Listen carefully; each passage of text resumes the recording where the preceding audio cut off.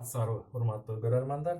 Бүгүнкү кыска видеороликте мен сиздерге эң эле оңой жөнөкөй печеньянын рецепти менен жана жасалышы менен бөлүшмөкчүмүн. Бул печеньяны жасаш үчүн бизге керектелүүчү азыктар керек болот. Эң негизгиси бул жогорку сорттогу ун, картошка крахмалы, ванилин, туз, кумшекер жана жууган май. Канча өлчөмдө керектелиши ссылкада астында жазылган болот.